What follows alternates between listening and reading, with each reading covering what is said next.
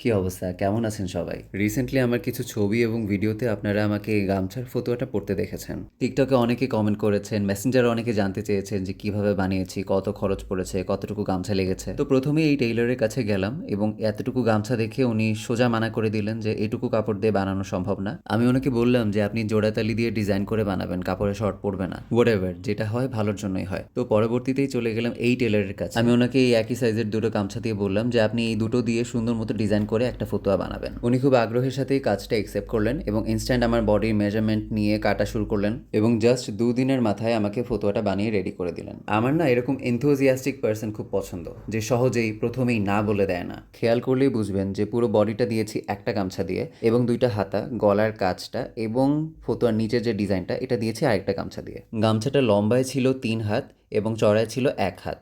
তো বুঝতেই পারছেন কত ছোট গামছা। আমার কাছে এরকম দুইটা ছিল বলে দুইটা দিয়ে ডিজাইন করেছি। আমি এখানে কয়েকটা লুক ক্রিয়েট করে দেখিয়েছি, যে কোনো ওকেশনে আপনারা কিভাবে এটা স্টাইল করে পড়তে পারেন। হোক সেটা স্নিকার দিয়ে সাউথ ইন্ডিয়ান লুক, কিংবা একদম পিওর বাঙালিয়ানা সাজ, অথবা যে কোনো প্যান্ট কিংবা জিন্সের সাথে অনায়াসে এটা স্টাইল করে পরা যাবে। ওকে, এই গামছাগুলো পেয়েছিলাম অ্যাকচুয়ালি পয়লা বৈশাখে পারফর্ম করার দিন।